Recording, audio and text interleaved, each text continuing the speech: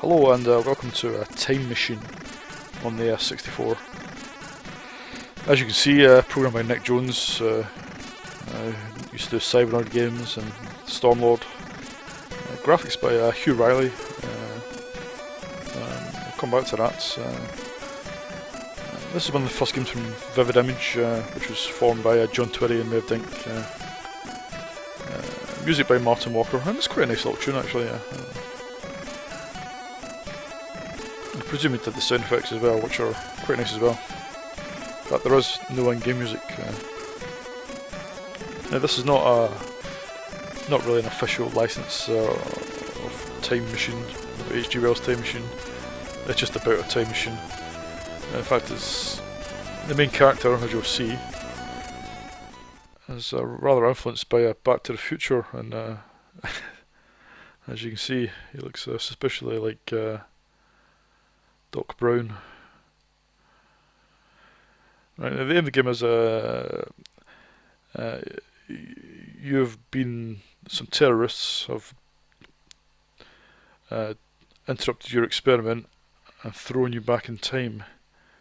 The aim of the game is to speed up evolution and get back there as soon as possible. And the game takes place in, I'm just quickly whizzing through here, on 5 different screens, which as you go back in time, forward in time, you'll see these screens evolve, and you have to solve puzzles in each screen, which will affect, certainly affect how they look and how each screen is navigated in the future. This will become apparent as I play the game. Now you can see the way the graphics are built up, similar to the last Ninja games, and I'm sure this is John Twitty's obviously had a hand in this in terms of giving some advice on this. Right, now you can see that at the top there's that's your game world, the map of the game world. You see there's 2 flashing screens. Now this means that those screens are in danger, and what's wrong with this screen is the fact that it's too warm. So if I pick up these boulders and put them over the little geysers, I think that's what they are. A lot of volcanoes. But you can see that stopped the screen flashing now.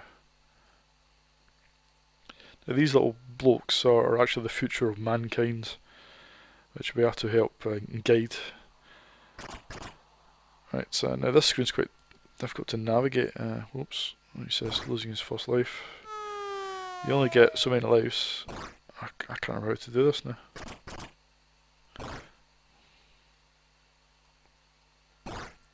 It's almost like you need a bridge. Is that a hint? That might be a hint. Right, this now you can quickly you can quickly navigate between screens in this era by destroying these eggs. The little dinosaur comes and picks you up. Now you can decide where to get off. All you do is press fire, and that will drop you. And you can also flick between time zones in mid-air, which is I'll use for this later on. But anyway, the way to solve this screen is to protect the little bears, or apes I guess they are. You try and convince them to go into the cave. This creates the second time zone. Now if I press 2, you can see we're in a different zone, but it's the same screen. And go back again. Now, unfortunately, that didn't last long. I've got to keep putting this guy in his cave. I think you have to create I think in the next time zone, what you got to do is you can't cross this, so you need to cross it here.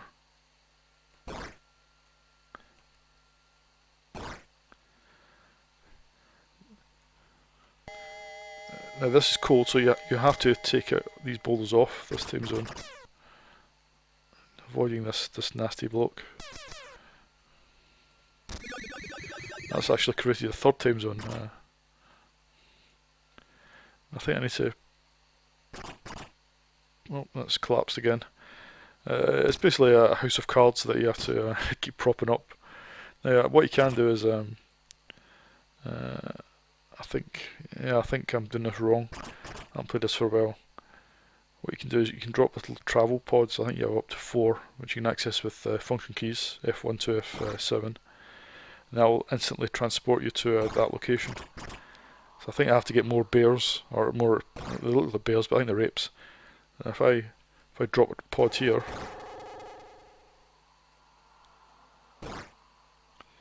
when I press F1 again, it should transport me back to that pod.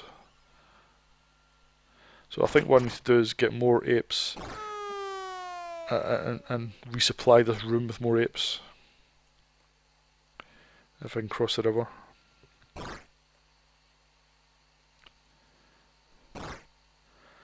Now when this game came out, I think it was in 1990, I think, or so. Absolutely blew my mind. That is a great game. In terms of its puzzles, I think you can top your energy up with between these. And if I press F3 to drop travel pods, pick up one of these guys, press F1, or maybe I don't pick them up but stand near them. I can't remember now. Oh, fuck off.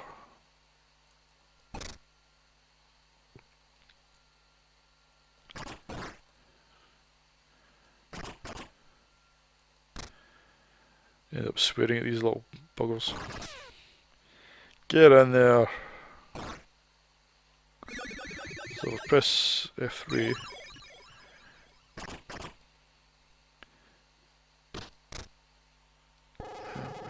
F1, no.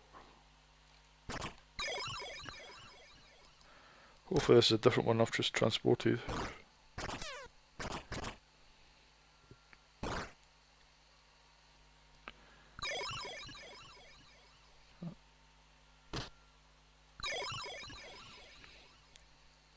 I think the idea is just to put as many as you can in the cave. And eventually it will stop flashing, which means it's out of danger.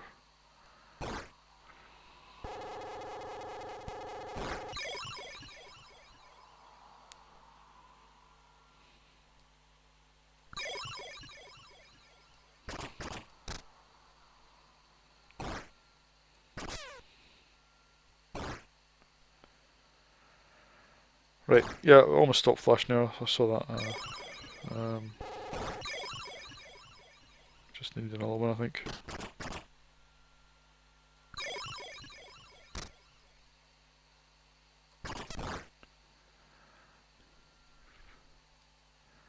Yep, that's fine. That stopped flashing. And you can see another screen's flashing now. I need to get to that screen, take off the boulder before it collapses. I may have to put more humans in that apes in that cave, I think. I'm probably not doing the game justice here, but I'll quickly go to the third era just so you can see what it looks like. You can see there's little caves. You have to invent the wheel, I think, in this one, or show them. There's a guy with a square wheel. You have to show him what a round wheel looks like. I think this is probably going to collapse this screen. I'll go back to the first.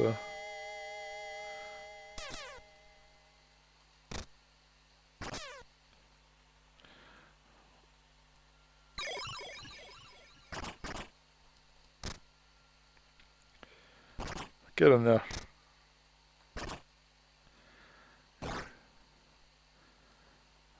Okay.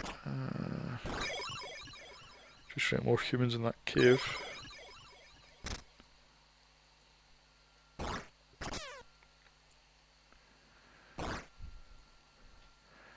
Okay, if I go to... Yeah, there's a square wheel that I have to show them what a round wheel looks like so that you can invent the next time zone. It's you get the idea of the game. There's various other puzzles to show you. It's it's certainly it can be quite frustrating as your time zones collapse, but it's a very clever game for its time. There's no doubt about that. I mean, it's a lot different from the usual arcade adventure type games or shoot 'em ups. Uh,